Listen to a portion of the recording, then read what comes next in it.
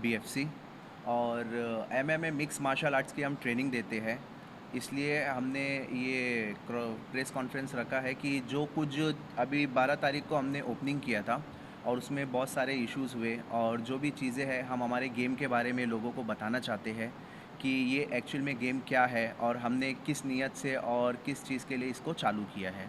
ये सारी चीज़ें हम लोगों के सामने लाना चाहते हैं, हमारे गेम को लोगों के सामने लाना चाहते हैं, उसकी लीगल के ऊपर हम बात करना चाहते हैं, और ये जो स्पोर्ट्स है वो किस तरीके का स्पोर्ट्स है वो हम लोगों को बताना चाहते हैं। सर जैसे इसके पहले आपने जब ओपनिंग सेरेमनी रखी थी उसके ऊपर आपके ऊपर केस भी दर्ज हुआ, पूरा मामला क्या था, उस पर क्या बोलना चाहिए? जी हाँ, वो सोशल डिस्टेंसिंग को लेके हमारे ऊपर नोटिस आया था, हम उसे कोऑपरेट कर रहे हैं, वो फ़िलहाल चल रहा है हमारा। उसके बारे में हम ये कहना चाहेंगे कि वो एक हमसे इशू हुआ था, एक प्रॉब्लम हुआ था कि जब हमने इवेंट्स किया था तो इवेंट्स के एक दिन पहले, वो हमारा इवेंट्स नहीं, एक्चुअली वो हमारा ओपनिंग था। 12 तारीख को हमने ओपनिंग किया था और 11 तारीख को हमने सोशल अपना हमारे सोशल साइट पे हमने एफबी पे, हमारे इंस्टाग्राम पे, यूट्यूब पे हमने एक वीडियो बना के डाला था जिसमें हमने बाकायदा ये चीज़ कहा था कि जो बीमारी के चलते हुए जो लॉकडाउन चल रहा है या जो भी प्रॉब्लम्स हमारे देश में चल रही है, इसलिए हमने साफ साफ अल्फाज में लोगों को ये कहा था कि आपको किसी को आना नहीं है, बस जो हमारे जिम के मेंबर्स है, फाइटर है, हम उनको साथ में रखते हुए और जो हमारे ख़ास लोग हैं उनको बुलाकर, जो फाइटर्स जो वहाँ पे पार्टिसिपेट करने वाले थे, जो खेलने वाले थे, उनको पेरेंट्स को बुला के बस गिने चुने लोग के बीच में हम ये चीज़ को अंजाम देना चाह रहे थे। तो उसमें ये चीज़ें हुई कि वहाँ पर जब हम ये चीज़ यूट्यूब पर भी दिखा रहे थे और हमने बाकायदा कहा था कि आपको घर पे बैठ के इसका एंजॉय करना है, आप घर पे बैठ के देखें, तो उसमें ये चीज़ हुई कि जब ऑनलाइन फ़ाइट चल रही थी तो कुछ लोगों जो यहाँ के करीब में रहते हैं उनको पता चला, तो वो अचानक में एक भीड़ आ गई और वो आहिस्ते आहिस्ते सोशल डिस्टेंसिंग का पालन नहीं हुआ, भीड़ जम गई। वो चीज़ हमसे थोड़ा मिस्टेक हो गई क्योंकि हमारा मैनेजमेंट अभी उतना स्ट्रांग नहीं था कि हम वो चीज़ को कंट्रोल कर सके। इस वजह से हमने फिर इवेंट्स को थोड़ा रोक के सोशल डिस्टेंसिंग का जो भी प्रॉब्लम था हमने उसका पालन किया। सर जैसा कि आपके ऊपर आरोप ये भी लग रहा है कि ये जो फाइट आप करा रहे हो ये इलीगल है, इसकी इंडिया में परमिशन है, इसको लेकर आप क्या कहेंगे? जी, मैं इसका जवाब ये दूंगा कि ये 100% लीगल है। हमारे पास इसका पूरा सर्टिफिकेट्स है, लीगल परमिशन है, आप हमारे सब सर्टिफिकेट्स आप देख सकते हैं।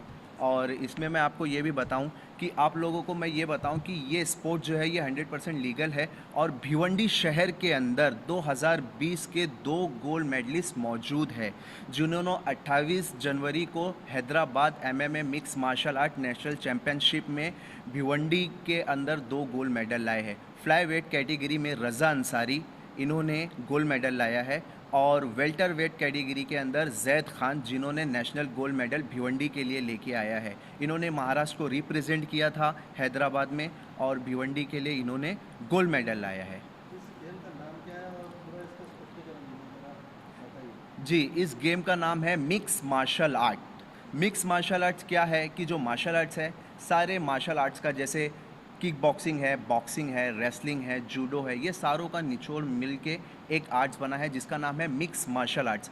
आप यूएफसी देखते होंगे, खबीब को, मैक कॉर्नर को, डस्टिन को, ये जो फाइट खेलते हैं वो एमएमए है। जिस तरह से यहाँ पर मार्शल आर्ट आप बता रहे हैं, जी क्योंकि आपने जब इसको उद्घाटन किया था तो आप फाइटिंग क्लब बता रहे थे। जी, तो इसका जवाब डॉक्टर साहब देंगे हमारे।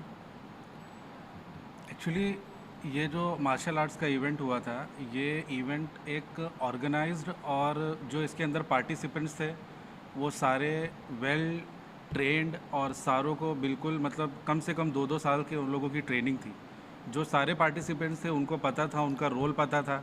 इसके अंदर कुछ ऐसा नहीं था कि 2 लोगों को सिर्फ एक फ़ाइट के नाम पे अंदर छोड़ दिया गया।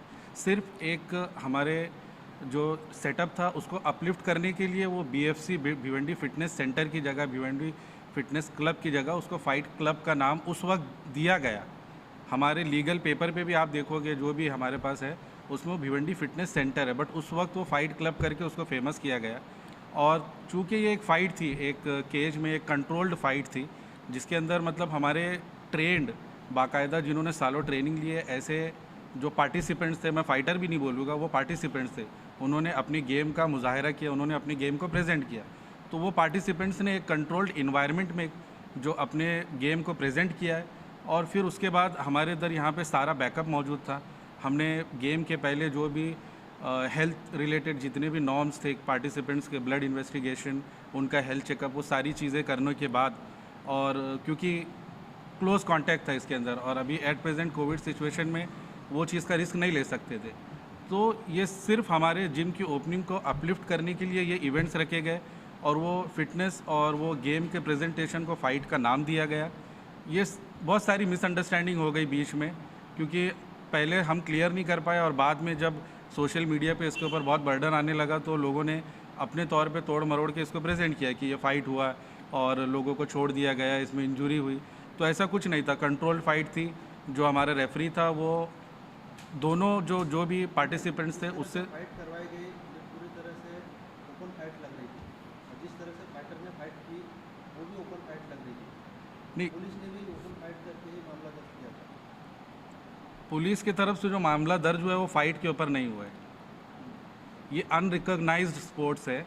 तो पुलिस ने बताया था कि उस टाइम पे उनको थाई बॉक्सिंग करके इस खेल को नाम दिया। आप अगर सारे न्यूज़ के रेफरेंसेस ले गए तो किसी ने थाई बॉक्सिंग रिकॉर्ड का ही बता रहा हूँ मैं, बाकी मैं नहीं, हमको जो नोटिस आया है वो कोविड का नोटिस आया है, वो नोटिस हमारे पास प्रेजेंट भी है कि जो कोविड सिचुएशन में government of India, government of Maharashtra की तरफ से जो नॉर्म्स दिए गए हैं वो नॉर्म्स अनफॉलो हुए हैं यहाँ पे, और यहाँ पे शहर की नामी ग्रामी दूसरी हस्तियाँ भी थी, और लोकल पॉपुलेशन क्राउड जमा करने की वजह से जो सोशल डिस्टेंसिंग का पालन नहीं हुआ, और प्लस उसको ऑनलाइन चला गया, तो उसमें बाकायदा दिखा कि मतलब एक इन्फ्लुएंशियल लोगों के सामने इतनी सारी पब्लिक जमा हुई, इसके वजह से पुलिस को दिक्कत हुई और उन्होंने नोटिस दिया। बाकी पुलिस की नोटिस में कहीं पे भी इस चीज़ का जिक्र नहीं है। और सबसे बड़ी बात कि इतना बड़ा इवेंट आप लोग कर रहे थे, इतना बड़ा प्रोग्राम सेटअप हमने लगाया था, लेकिन परमिशन कहीं से भी नहीं मिली। जी, तो इसका जवाब मैं आपको ये देना चाहता हूँ कि हमने कोई इवेंट नहीं कराया था। हमने सिर्फ हमारे जिम का एक छोटा सा ओपनिंग किया था, जिसमें जो हमने एक डेमो के लिए आपस में जो हमारे स्टूडेंट्स थे उनका एक डेमो फाइट था, और ये सिर्फ एक डेमो फाइट था। और जिस तरीके से अभी आपने एक सवाल किया था कि ये फ्री स्टाइल रेसलिंग था, ये फ्री स्टाइल रेसलिंग नहीं था।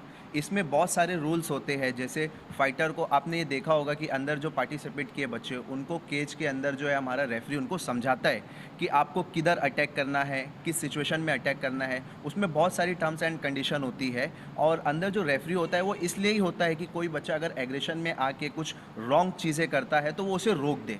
और ये जो हमारी जितनी भी जो फाइट होती है ये रूल्स को सामने रखते हुए ही होती है। अगर कोई भी अगर इसका रूल्स का पालन नहीं करता है तो रेफरी उसे रोक कर डिस्क्वालीफाई कर देता है। और ये जो इवेंट्स होता है या ये जो भी हमारी मिक्स मार्शल आर्ट्स की फ़ाइट होती है, इसमें कैटेगरीज होती है, sports, mix martial arts, amateur MMA, pro MMA। तो इसमें बहुत सारी हमारी कैटेगरीज होती है और बहुत सारे रूल्स होते हैं जिसको फॉलो करके ही फ़ाइट किया जाता है। सर आपको कहीं लगता ही नहीं है ऐसा कुछ कि मतलब आपसे कुछ मिस्टेक हो गई जिसकी वजह से इतना बड़ा बवाल हो गया? जी, हमें लगता है कि हमसे ये मिस्टेक हो गई कि जिस तरीके से हमने ओपनिंग किया था और हमने लोगों को मैसेज पहुंचाया था कि आपको किसी को आना नहीं है, लेकिन कुछ लोगों ने जो है इसका हमारी बात को रिस्पांस नहीं दिया और अंदर घुसते गए, पब्लिक बढ़ाते गए। और उस वक्त जो है हमारा फ़ाइट चालू था, हमारा इवेंट चालू था, तो हम उसमें बिज़ी थे। हमारा मैनेजमेंट जो चूँकि बहुत कम था, हम उसमें बिज़ी थे, तो हमने पब्लिक को कंट्रोल नहीं कर पाए। ये हमसे मिस्टेक हो गया। एक और बात मैं बोलना चाहूँगा। एक जो एक्सेप्टेबल मिस्टेक है वो ये है कि ये एक अनरिकॉग्नाइज्ड स्पोर्ट्स है। जो बहुत स्पोर्ट्स में या जो स्पोर्ट्स एक्टिविटी में हमारा भिवंडी कहाँ स्टैंड करता है हम लोग अच्छे से जानते हैं। तो जो बहुत ज़्यादा इसमें इन्वॉल्व रहते हैं उसको पता रहता है कि MMA क्या होता है। जैसे कि आप लोग पत्रकार हो, बट आपका पहला सवाल यही था कि MMA क्या है। तो ये बहुत ज़्यादा तो स्पोर्ट्स में इन्वॉल्व रहता है वो लोगों को, नहीं तो by looking at the side देख के तो ये लगेगा कि भाई ये फाइटिंग करवा रही है, फाइट हो रही है दो लोगों के बीच में, मारपीट के ज़रिए फिर उनको विजेता घोषित किया जा रहा है। बट ये कंट्रोल डेमोन्स्ट्रेटेड प्रैक्टिस रहती है। तो हमसे सबसे बड़ी मिस्टेक जो हुई वो ये हुई कि पहले हमको इस गेम के बारे में लोगों तक मैसेज पहुंचाना चाहिए था। जैसे कि हमने हमारे दूसरे सोशल मीडिया पे पहले ट्रेलर्स डाले, जो वीडियो डाले जिम के बारे में, उसमें हमको पहले इस चीज़ को भी थोड़ा अपलिफ्ट करना चाहिए था कि ये गेम क्या है, इसके रूल्स क्या है, इसको खेला कैसे जाता है, इसको कौन लोग खेलते हैं, और इसको खेलने के पहले क्या क्या लीगल चीज़ें होती है, क्या क्या आपको फॉलो करना पड़ता है, क्या क्या आपको, हमने ये सारी चीज़ें पहले एक्सप्लेन नहीं करी। ये हमसे सबसे बड़ी मिस्टेक हुई जिसकी वजह से ये इतना ज़्यादा इसको सोशल मीडिया पे प्लस माइनस करके बताया गया। सलमान सर, आप आखिरी सवाल आपसे करेंगे कि ये फाइट क्लब जो है जी। उसको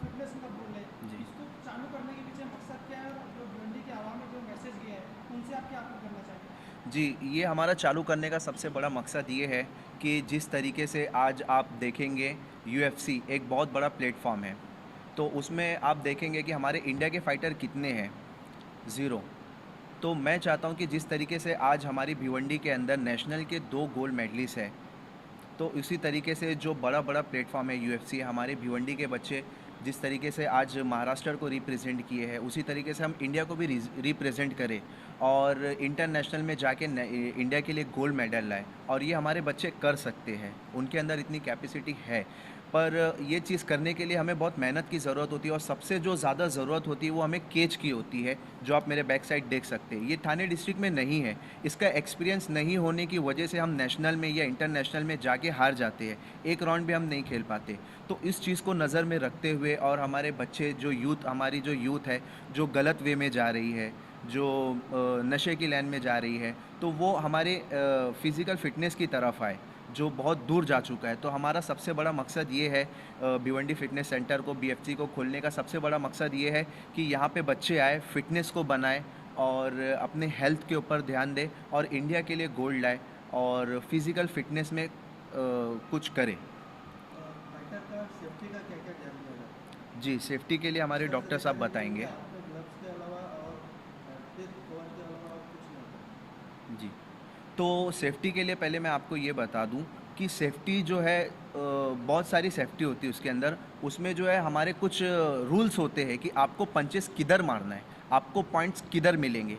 और फाइटर्स को जो है रेफरी पहले ही फाइट चालू होने से पहले उनको जो है उनके वीक पॉइंट्स और जहाँ पे अलाउड नहीं होता वो सारी चीज़ें उनको पहले बताई दी जाती है कि जिस तरीके से आपको ग्राउंड पोजीशन में आपको नी अलाउड नहीं है, एल्बो अलाउड नहीं है, आपको फेस पे किस साइड पंच मारना है, किधर नहीं मारना है, ये सारी चीज़ें वहाँ पे बता दी जाती है। और अगर कोई फाइटर या कोई पार्टिसिपेशन ये करता है कि अगर वो रॉन्ग पंचेस चलाता है तो वहाँ पर उसको डिस्क्वालीफाई कर दिया जाता है और कुछ इंजरी होने पे फ़ौरन गेम को रुका के जो हमारी डॉक्टर की फैसिलिटीज़ होती है, जो ऑन द स्पॉट वहाँ पे हमारे डॉक्टर की फैसिलिटीज़ होती है, हम फ़ौरन डॉक्टर के अंडर में दे देते हैं। और इसके बारे में और अगर आपको कुछ सवाल करना है मेडिकल के बारे में तो हमारे डॉक्टर साहब उसका जवाब देंगे।